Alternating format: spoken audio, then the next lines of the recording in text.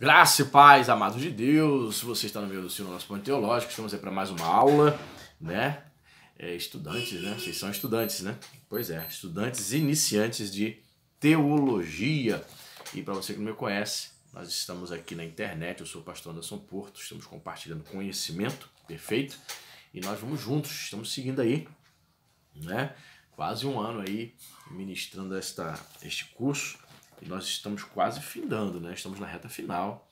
Creio que já tenhamos aproximadamente um terço do livro do Mayan Pilma estudado aí. E hoje nós vamos falar sobre o Espírito Santo no Antigo Testamento. Mas antes, gostaria de pedir você, não posso deixar de pedir, passar batido. Dê o like daí, dê o like, isso, dê o like, senão você esquece. Comente para você ajudar a engajar o canal. Perfeito? Você pode também compartilhar este vídeo nos grupos do WhatsApp, nos grupos aí do Instagram, muito bem. Você pode compartilhar também aí Facebook, WhatsApp, e onde tiver alguma rede social, você ajuda aí para dar uma moral. Aqui também abaixo no link da descrição tem o Apoia-se. Você poderá tornar-se um apoiador se você entende que essas aulas têm abençoado a sua vida. Torne-se um apoiador, contribuindo com R$5 ou mais, né? Aquilo que Deus colocar no seu coração. Você poderá se tornar um apoiador e você se torna um apoiador. Nós vamos colocar você no nosso grupo do WhatsApp da família Point Family. Pois é, e posteriormente, quando batermos a meta financeira que você vai ver o valor lá dentro da plataforma, nós vamos começar a sortear livros de teologia. Imagina livros como esse aqui, assim, ó, comentário de Gênesis, olha, da editora Esperança, comentário de Esperança de Gênesis, olha, alto nível, teólogos alemães, ó, quem sabe. Então, ajude aí, colabore. Deus tem prosperado a sua vida? Pois é, Deus tem prosperado a sua vida para você abençoar outras vidas. Amém? Muito bem. O Espírito Santo no Antigo Testamento. Estou na página 290, você que me acompanha juntamente com o livro do Mayan Pilma. Ele diz o seguinte: o Espírito Santo é revelado no Antigo Testamento de três maneiras. A primeira, como Espírito Criador ou cósmico, por cujo poder o universo e todas as criaturas vivas foram criadas. A segunda, como o Espírito dinâmico ou doador de poder. A terceira, como Espírito regenerador, pela qual a natureza humana é transformada. Vamos falar agora, primeiramente, sobre o Espírito Criador. Vamos lá. O Espírito Santo é a terceira pessoa da Trindade, por cujo poder o universo foi criado. Ele se movia sobre a face das águas e participou da glória da criação. O Dr. Daniel descreve o Espírito Santo como divindade inseparável em toda a criação, manifesta a sua presença pelo que chamamos as leis da natureza. Ele é o princípio da ordem da vida, o poder organizador da natureza criada. Todas as forças da natureza são apenas evidências da presença e operação do Espírito de Deus. As forças mecânicas, a ação química, a vida orgânica nas plantas e nos animais, a energia conectada à ação nervosa, a inteligência e a conduta moral são apenas evidências da imanência de Deus, da qual o Espírito Santo é o agente. Só no início de conversa, só voltando, né, a sua memória, nós entendemos, a ortodoxia ensina que o Espírito Santo é criador e ele é Deus, ele é uma pessoa, ok? Efésios capítulo 4, versículo 30, Paulo vai dizer: não entristeçais o Espírito Santo, ok? Você só pode entristecer uma pessoa que tem sentimentos. Você pode me entristecer, eu posso te entristecer, mas você não pode entristecer uma coisa, uma força ativa. Por exemplo, os testemunhos de Jeová dizem que o Espírito Santo não é Deus, é apenas uma força ativa. Você não entristece uma força, uma coisa. Você não entristece uma coisa, uma caneta. Você só pode entristecer alguém que tem sentimentos. Não entristeçais o Espírito Santo de Deus, é algo forte. Então a ortodoxia, tanto no Antigo quanto no Novo Testamento, ensina que o Espírito de Deus é uma pessoa. E ele se apresenta também no Antigo Testamento como um agente criador, né? E demais, o Espírito Santo criou o homem e o sustenta. Toda pessoa, seja servo de Deus ou não, é sustentada pelo poder criador do Espírito de Deus. Isso ele cita aqui até Atos 17, 28, no discurso de Paulo em Atenas, dizendo que nós, seres humanos, nos movemos sim pela ação de Deus, pela misericórdia de Deus. Né? Nós entendemos o simples fato de um homem sem Deus, né, que está morto espiritualmente, acordar de manhã, se levantar para tomar seu café, para tomar seu banho, para escovar seus dentes e trabalhar, é um ato da misericórdia de Deus, sem dúvida, e uma ação sustentadora do Espírito Criador, ok? É uma graça geral, né, que se manifesta, por isso que Jesus vai dizer que sol e chuva ela vem tanto para justos quanto injustos, ok? Então entendemos dessa forma também que até mesmo o ímpio, ele é sustentado nesse sentido, né? Pelo Espírito Santo de Deus. Claro, ele não é salvo, ele não foi regenerado, isso aí é outra questão. A existência do homem, como o som da tecla do hormônio.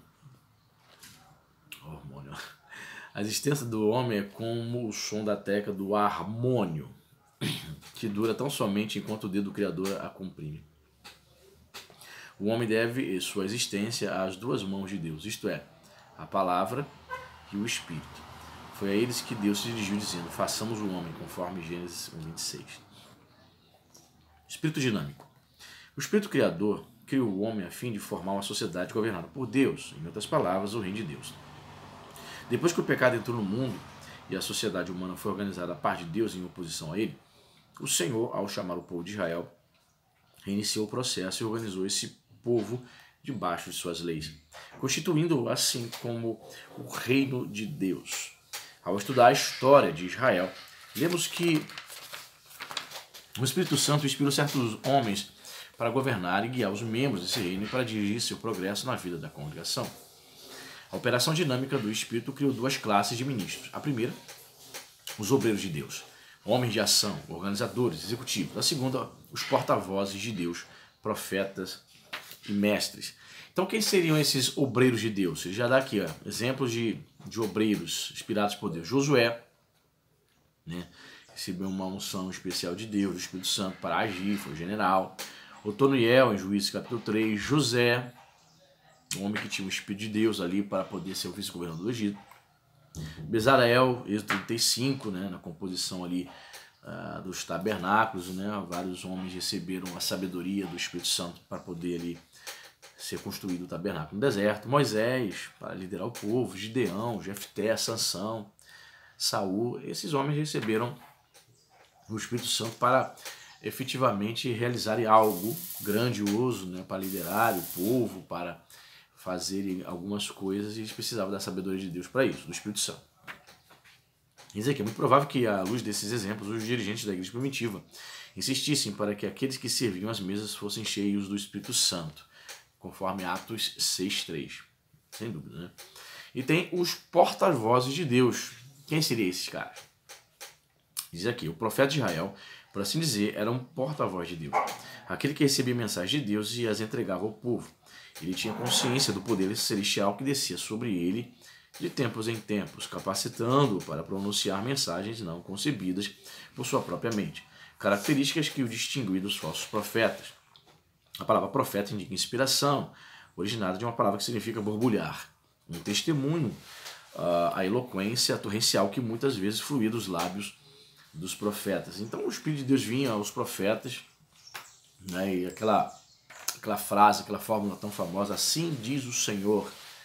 Né, você vê isso em Ezequiel de forma profusa, né, o Espírito de Deus usando o profeta. Então era algo comum no Antigo Testamento. O Espírito Santo de Deus tomar os seus porta-vozes para expressar, para exprimir a vontade de Deus para o povo, ok? Diz mais aqui, as expressões empregadas para descrever a maneira em que lhe chegava a inspiração mostram que essa inspiração era repentina e sobrenatural. Os profetas, ao se referirem à origem do seu poder, diziam que Deus derramou seu Espírito, pôs o seu Espírito em nossos corações, deu do seu Espírito, eu citando aqui várias passagens, né? Encheu do Espírito de Deus e pôs o seu Espírito, né? Isaías 63:11, né? O Espírito de Deus, né, veio sobre mim, né?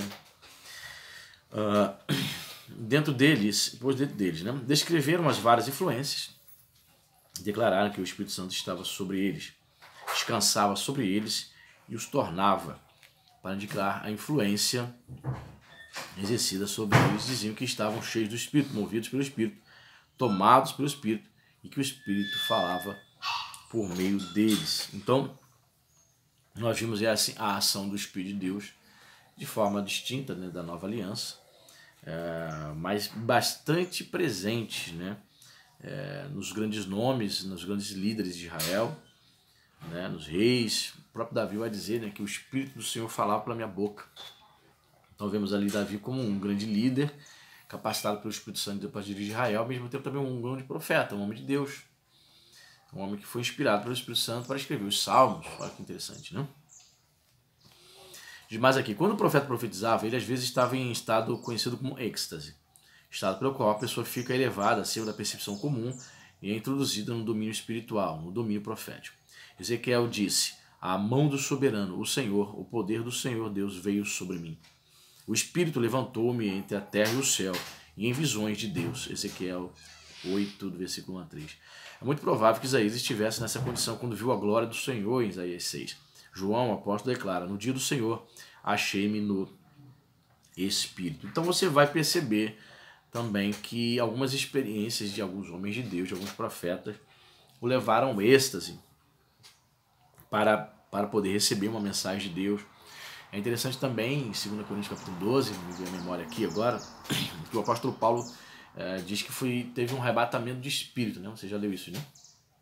Teve um arrebatamento de espírito e diz que foi até o terceiro céu. Aí ele vai dizer, não sei se no corpo ou fora dele. Ou seja, foi um momento de êxtase. Ele escreve aquela epístola aos Coríntios sem ter certeza. Será que foi no corpo? Será que foi fora? Dormi, apaguei, meu espírito saiu do corpo? Como é que foi isso? Ele não tinha certeza, ele não explica muito bem. São experiências assim de êxtase, né?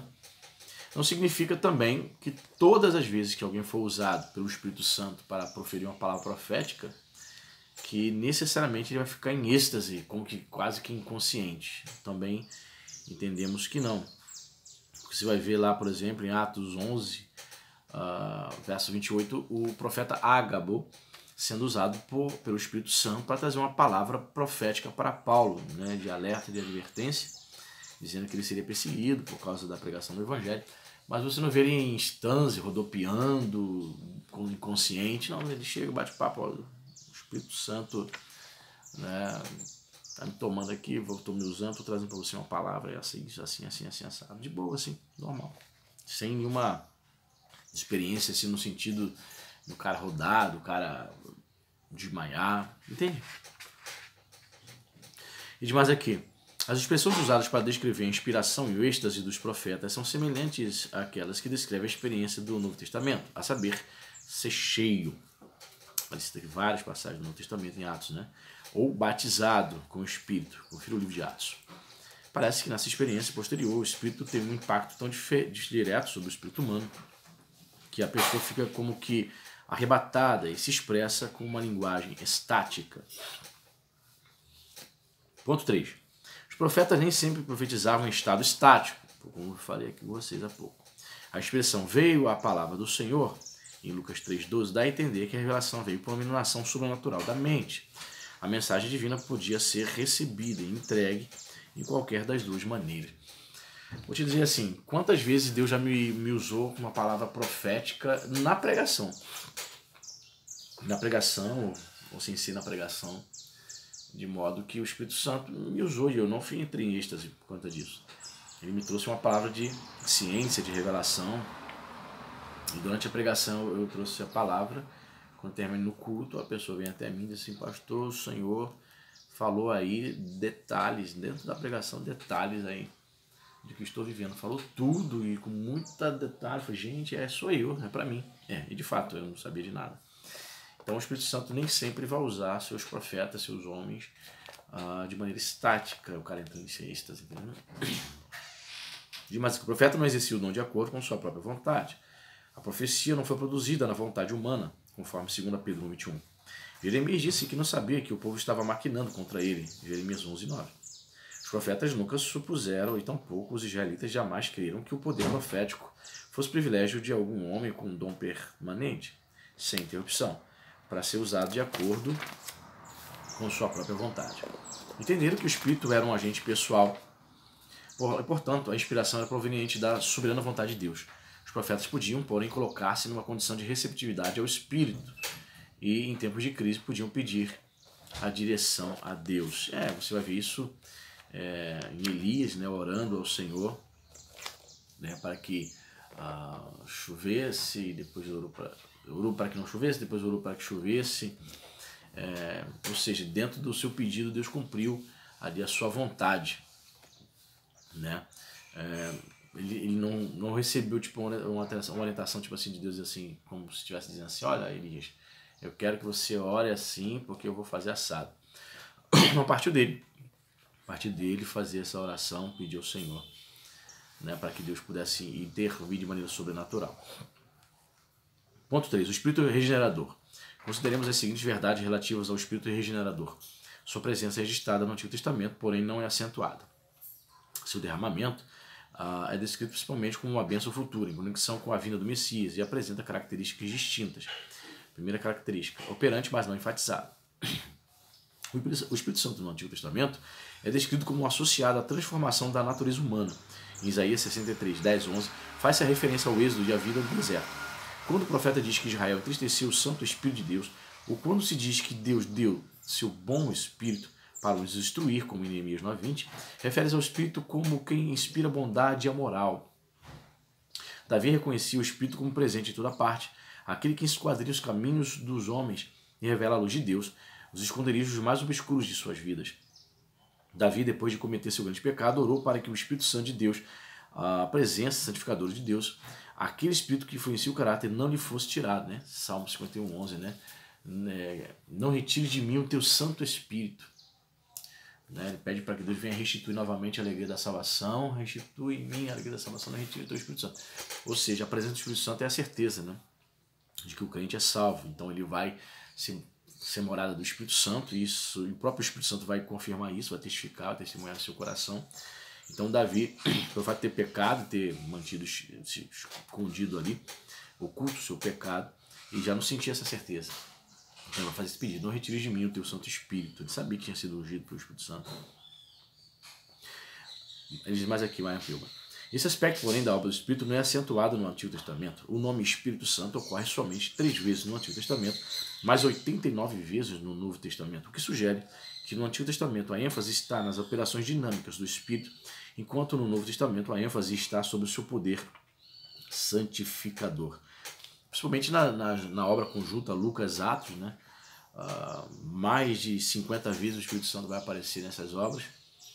Por exemplo, o livro de Atos até mesmo já foi sugerido, né, que deveria não ser chamado de Atos dos Apóstolos, mas Atos do Espírito Santo.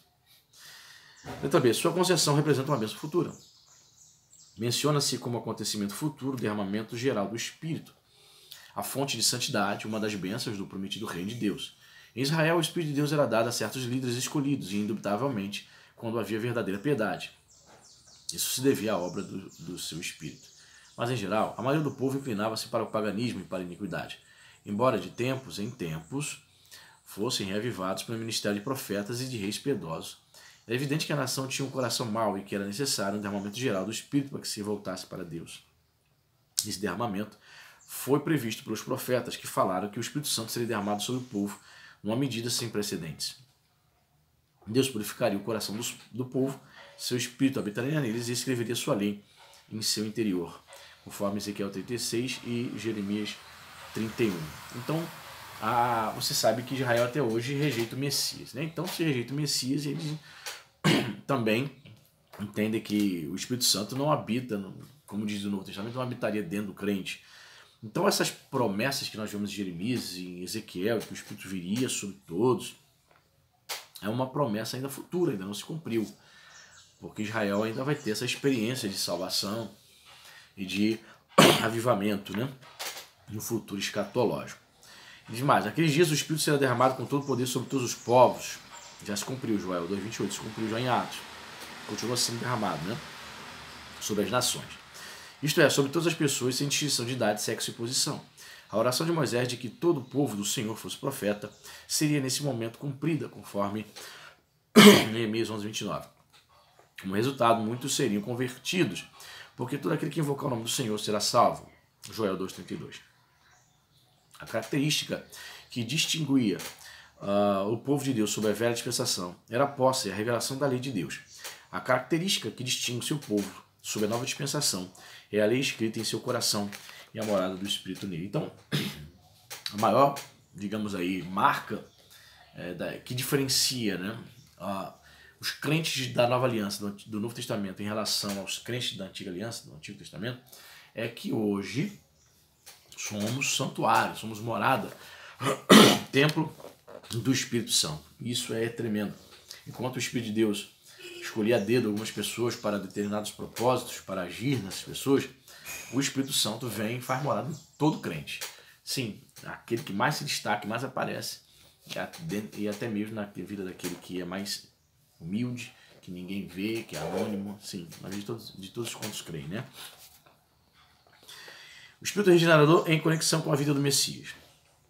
O ponto culminante do grande derramamento do Espírito seria a pessoa do Messias Rei, sobre o qual o Espírito de Deus repousaria permanentemente, na qualidade de Espírito, de sabedoria e entendimento, de conhecimento e temor santo, de conselho e poder. Ele seria o profeta perfeito que proclamaria as boas novas da libertação, da cura divina, do consolo e da alegria. Qual é a conexão entre esses dois grandes eventos proféticos? A vinda ungida e a efusão universal do Espírito Santo. João Batista respondeu quando interrogado: eu os batizo com água para arrependimento, mas depois de mim vem alguém mais poderoso do que eu, tanto que não sou digno nem de lavar suas sandálias. Ele os batizará com o Espírito Santo e com fogo, conforme Mateus 3,11. Em outras palavras, o Messias é o doador do Espírito Santo. Foi isso que o assinalou como Messias ou fundador do Reino de Deus. A grande bênção da nova era seria o derramamento do Espírito. E este foi o mais elevado privilégio do Messias, de conceder o Espírito. Em seu ministério terrestre, Cristo falou do Espírito como o melhor dom do Pai. Ele convidou os espiritualmente sedentos a vir beber, oferecendo-lhes abundante provisão da água da vida. Em seus discursos de despedida, prometeu enviar o conselheiro e os seus discípulos. Observe especificamente a conexão do dom com a obra redentora de Cristo. A concessão do Espírito está associada com a partida de Cristo, conforme João 16,7, sua glorificação, conforme João 7,39, o que implica sua morte, Lucas 24,49. Paulo afirma claramente essa conexão em Gálatas capítulo 3 e Efésios capítulo 1, versículo 3 em diante. Então, note bem, Lucas 24,49, por exemplo, Jesus vai dizer: ficai em Jerusalém até que do alto sejais revestido de poder. Ou seja, após a morte de Jesus na Páscoa, os discípulos atendem, obedecem a esse pedido do Senhor e ficam ali 50 dias. Está esperando o dia de Pentecostes, para que pudessem receber a infusão do Espírito Santo de Deus. Nós pentecostais entendemos que todo crente, quando crê em Jesus, na obra expiatória de Cristo, ele passa a ser morada do Espírito Santo, sem dúvida. Mas nós também cremos que há uma bênção especial, uma efusão, um derramar do Espírito de Deus, que nós chamamos de batismo no Espírito Santo, na vida de todo aquele que é salvo. Seguindo a promessa de Lucas 24,49 e de Atos 1,8, onde nós vamos ouvir e ler o seguinte, né? Eis que descerá, eis que... Parou a memória aqui. Vou abrir aqui a Bíblia. Você sabe por que eu falei aqui? Eu sei esse versículo de cor. É hora do almoço. Aí a mente começa a falhar. A fome. Atos 1,8. Olha o que diz aqui.